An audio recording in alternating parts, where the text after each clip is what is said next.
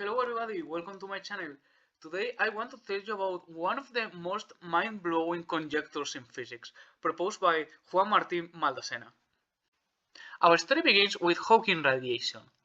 If you take any quantum field, because of Heisenberg's uncertainty principle, there is always going to be certain level of background noise. Now, if you focus on a small region in that field, the amount of noise encapsulated is not gonna be enough to fulfill the inequation, and thus it cannot form real particles. It has to stay as virtual particles, just small turbulences into the field.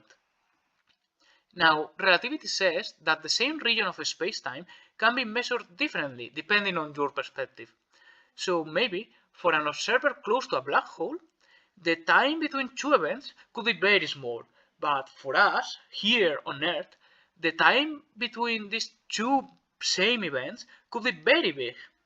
If we consider that time to be the one appearing in Heisenberg's inequation, that means that the uncertainty all the way there next to the black hole could be very small, but it becomes bigger and bigger as we get closer to the Earth. So something that looks like a virtual particle all the way out there, simply because the noise in that area seems to be very small, that same virtual particle could become a real particle when getting closer to us, because the noise has been stretched and is getting big enough to fulfill Heisenberg's inequation. This phenomenon can be interpreted as the black hole emitting radiation, which means it's losing energy and mass and will eventually dissolve. The problem is, these particles do not come from the black hole. They randomly appear out of nowhere in the middle of the space nearby. And that means they do not have any information about the black hole. They are completely random. And that's a very big problem, as we will see now. You see, there is a very important law in quantum mechanics, which is the conservation of information. Imagine a quantum wave spreading across space-time. No matter what happens to that wave, the total chance has to remain 1 by definition of probability. Even in those cases where you have imaginary potentials and particles are destroyed, that's because there are other particles being created. So, in general, if you consider the quantum wave that explains both the particles you have at the start and the particles you have at the end, the total chance does remain 1. This means the time evolution operator has to be unitary. Imagine for a moment that two different quantum states, A and B, could evolve into the same quantum state C. Then we could find out the norm of C, replacing the bra and the ket by the bra of A and the ket of B, each one multiplied by their operator. But when you multiply an unitary operator by its hermitical conjugate, you get 1. So you just have the product of A and B. And that's supposed to be 1 because that's the norm of C. So A and B have to be the same state. So two different states cannot evolve into the same state. We just found that quantum mechanics are reversible, because if you know the final state, you necessarily know the starting state, and that means information has to be conserved. But this is a huge problem because it contradicts Hawking radiation. Because with Hawking radiation, we have a black hole which is disappearing, and we're getting completely random particles. There is no relation between the starting point and the end. There is no way to rebuild the black hole just from the Hawking radiation. How can we solve this tension? Well, Hawking radiation looks like thermal radiation, so we can assume that the black hole has certain temperature and thus entropy. But if you do the math, you get that the entropy of a black hole is proportional to the surface of its event horizon, not the volume. And that means all the information there is to know about the black hole, everything that defines it, is encoded in its surface, not the interior. This is what we call the holographic principle. Every valid quantum state in a black hole is on its surface. This is especially interesting if we imagine a spaceship trying to get into a black hole. from their perspective, they will just go across the event horizon and nothing special will happen. But from our perspective, because of relativity, it will look like the spaceship gets frozen in time and never hits the event horizon. They never get into the black hole. They just slow down more and more and get stuck. Which means, actually, nothing can get inside a black hole. It's not just nothing gets out of it, nothing gets inside. From our perspective. From the perspective of, people in the spaceship, they are doomed. But, that's like a different story. In fact, technically, black holes don't exist right now from our perspective because the same thing is going to happen when the star is collapsing. The mass of the star, as it tries to get condensed, it's going to slow down in time. So we actually never see black holes. What we see is almost black holes. We see something that is right about to become a black hole, but the singularity is not there yet. It's just almost. So I guess you could say black holes only exist in the infinite future. Like they exist, but not yet. At least from our perspective. So it seems we justified Hawking radiation because even though particles are randomly generated, they can interact with the particles that are stuck on the surface of the black hole. The information never gets inside, it's stuck out there. So particles can interact with it, carry the information, and everything is conserved. But this arises a very big question. If I have a box and I start putting particles in it, before I'm able to use all the available space in the box, a bunch of black holes will start to appear, and now my available space is just the surface. If I cannot use the volume in the box, how do I know there is actually any volume in that box? Maybe space is bidimensional, and the third dimension is just an hologram, an illusion. That's why we call this the holographic principle. Think of it, why would a black hole be special? After all, we said they don't even exist. From our perspective, all we see is something that is almost a black hole. It's no different from a very, very big, dense Jupiter. So maybe the entire universe works like this. Maybe all the information in the universe, in space, can be encoded into just a surface. There is a very cool theory based on this, which is the black hole cosmology. And a way to think about it is imagine what the spaceshift into the black hole would see, assuming relativity still holds, as we know it, which we don't know. But let's imagine it happens. From our perspective, the spaceshift is stuck forever, frozen in time, and never gets to the black hole. Okay, from their perspective, they get into it without any issue. So we, the outsiders, are moving infinitely fast, and everything that will happen in the universe has already happened in an instant.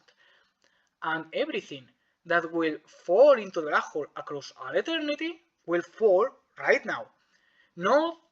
It's not like they will find things inside and more things will eventually come into. No. Everything falls in that instant. So from their perspective, it will look like there is no other universe outside because it's dead already, and everything just pop, appears in an explosion of mass and energy. It's just like the Big Bang. So why not? Maybe the universe is inside a black hole. Maybe the Big Bang is just things that fell from a different universe into this black hole. And maybe this way universes can reproduce, and there is some kind of Darwinism going on. It doesn't necessarily work like that. I mean, obviously, not all of this is just theoretical, but even if we assume this is what's going on, why would laws of physics change? Why would universe evolve if there are no real singularities? Because, actually, gravity has a twin force, the torsion force, which is it's like magnetic force. It's like this twin force that appears from everything has to be consistent with Lorentz transformations. So since black holes are spinning, you're gonna have that force, and it's going to be very intense and it's repulsive. So it will compensate with gravitational force, and you will never actually get the singularity. So there is no real reason to believe laws of physics will change. So you can really use anthropic principle here, but anyway, the point is, it makes sense to think our universe just will disappear, and after the end of time, this other universe will be there somehow. And it's like, there are not really any contradictions because our universes are completely split apart. Like, nothing can get out of the black hole, and we cannot see anything going into the black hole anyway. We don't see it. It's like we are affecting it, but it's not going to affect us anyway. So yeah, it's a cool thing to think about. Obviously, it's completely theoretical, and there is no reason to believe it's gonna be the case. There are many things that don't work with it, especially something we're gonna talk about later. But yeah, just think about it. Anyway, let's go back on track.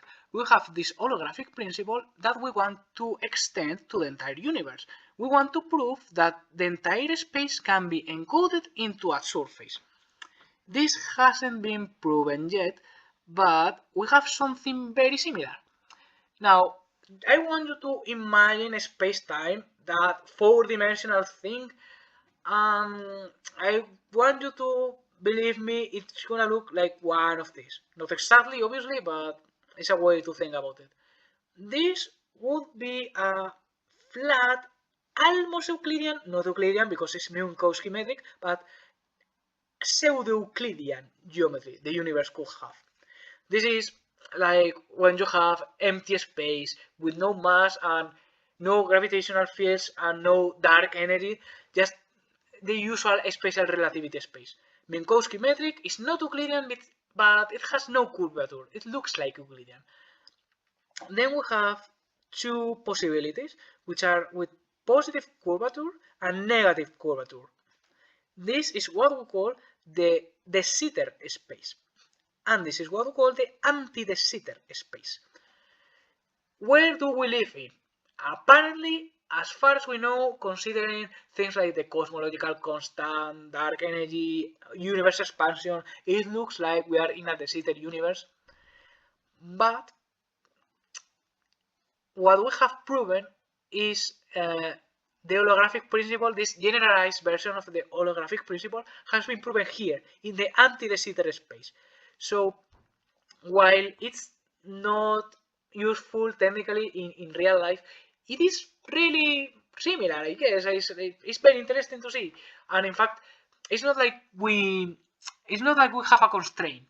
You know, we are not saying we need this kind of space-time. We don't say that. We just say that we have proven it only for this one. We still don't have any way to prove, nor yet, that the Sitter universes work too. So maybe one day someone of you finds out the solution, but for now, this is all we have. Okay, so that's what we have on the ADS side. A normal universe with three-dimensional space, one-dimensional time, gravity, quantum mechanics, the usual stuff. It's anti-de Sitter, but that's just a detail.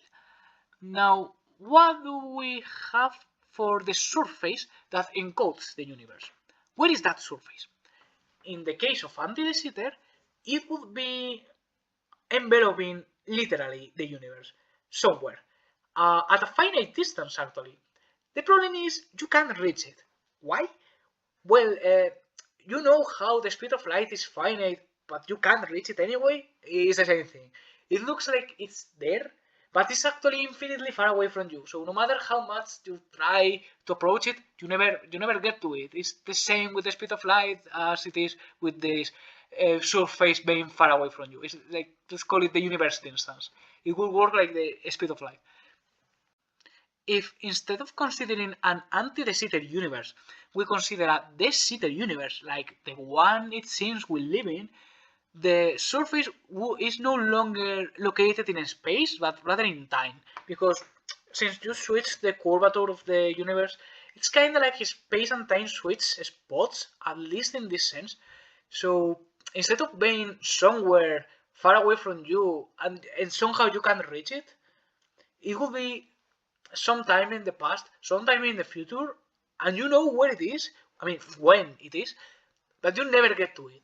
So it's kind of like that thing I told you about trying to get into a black hole, or even the Big Bang. If you try to rewind the universe, just calculating with your laws of physics to find out what happened, even though we usually say the universe has this many years, it's actually kind of a lie because you will never get to the Big Bang. No matter how much you rewind, you never get to it because when you get close to it, mass is condensed, so time goes slower because of gravity and relativity, and you just kind of get stuck, frozen in time before you get to the Big Bang. There is no Big Bang. There is always after, but never the instant of the Big Bang. Well, back to anti-de Sitter geometry. How do we encode the entire universe into the surface that envelopes it? The key idea is to project the 3D space into the 2D space in a way that no information is lost. So for each piece of data into the space, it's going to be an equivalent or analog piece of data into the surface.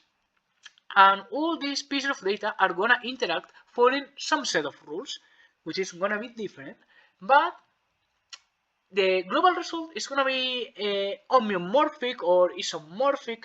Have you ever seen these node graphs where you have a lot of points and they are connected with lines? And you may have two that are completely different, but they are actually the same because for each node with x-axis, there is another node with the same amount of axis, and they are connected the same way. Like connections and relationships are preserved. The logic is preserved. If any of you likes quantum computation, you might find this kind of familiar. And in fact, it's pretty much what the constructor theory told us, that since the universe is just a bunch of variables and quantum information, just qubits doing processes following rules, any quantum computer you can come up with using an NP-complete program should be able to compute the universe. We just didn't know what that code is or how does it work. Well, this is how. This is the specific sample the constructor theory was looking for. This conformal field theory is another system, another set of rules, this quantum computer that is able to compute the same processes. It's not doing them physically, it's not literally happening, but if you check all the variables, all the qubits doing things and check what they are doing, it will be the exact same process as the qubits in the real world. Okay, but what are the physical laws this new different abstract universe follows? What are the fundamental processes that qubits undergo to compute the normal universe? That's conformal field theory.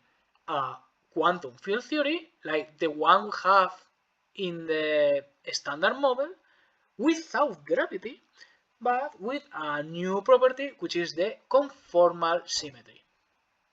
You see, asymmetry in physics means you can apply some transformation to the universe and physics don't change. In this case, a conformal transformation is one that keeps the angles even if distances are changed. For example, if I get the complex plane, then the conformal transformations are the analytical functions, because I could consider this red line and this blue line, which are in the input of the function, and they will be mapped to the output of the function in such a way that the blue line and the red line are still orthogonal. And this will happen with every set of lines. This one with this one, this one with this one. Look at this, everything is a right angle. Even if the lines are like curvy and stretched, they still cross with 90-degree angles. This also means that if you zoom in enough, you will eventually find out that which is a square here is almost a square here. Obviously, from a bigger scale, you can find distortions, but if I make this net really thin, then the net that I get here is gonna be pretty much a square locally, which is the entire point of functions in the complex plane being differentiable. This is what we mean, that we want them to have this nice property of locally staying the same. At this point, we have a theory of everything, because we explained gravity and space-time as emergent properties of quantum mechanics. So we would try to use this theory to explain some basic example. In this case, we're going to analyze what happens with photons that are trapped orbiting around a black hole, which is the photon sphere. As you can see in this paper by Marcos Riojas and Hao Yosun, we start by assuming a spherical non-rotating black hole, so the metric associated to the space-time around it will have this form. Now, notice how some parameters are not set explicitly, and that's because we want to keep this as general as we can, so that we can later specify some space-time geometry. In this case, we will use anti-de Sitter geometry. Working out the Lagrangian and realizing the azimuthal angle doesn't really matter because we have spherical symmetry and everything happens on a plane, we can then use Noether's theorem to obtain two constants of movement, which are the energy and angular momentum. Aside from those two constants, we can get an extra one by integrating the equation of the geodesic that massless particles follow. Combining all these constants, we can simplify the equations of movement, and after some changes of variables and definitions as the darkening function, we can get to this final formula. Notice that we can get the turning points as we would with any other elliptical orbit problem. Assuming some properties about the black hole and specifying to the anti-de Sitter geometry, we can finally get the equation for the orbits in the anti-de Sitter space. Thanks to Mathematica, we can obtain the momentum and radial position of the photons in the anti-de Sitter geometry. And as usual with this kind of problems, we can get an effective potential, which can be represented like this. Notice how, once again, we have a general formula where we can specify the number of dimensions and the geometry of space-time. 0 for Minkowski metric, 1 for de Sitter geometry, and -1 for anti-de Sitter. A cool property about this result is that for smaller black holes, the photon sphere approaches the event horizon, but for bigger black holes, the photon sphere approaches the boundary surface that we can never reach. Now that we know how light behaves in the bulk, we can predict how its analog will behave in the boundary. In this case, since we have massless scalar fields in ADS, we will have scalar operators in CFT. Do you remember how for bigger black holes the photon sphere approaches the boundary? Well, that was a foreshadowing that we can obtain the expected value of the quantum operators in CFT by asymptotically expanding the equations we used to solve the trajectories of light in ADS. In this part of the paper, they mention the correspondence dictionary, which is a list of already solved problems that come in handy, because they allow us to translate from things in the bulk to things in the boundary. For example, this equation allows us to obtain certain parameter about the conformal symmetry in the boundary using things like the dimension of the bulk and the mass of the particles. Similarly, the dictionary tells us how we can expand the potentials found in the bulk to obtain the quantum operators in the boundary.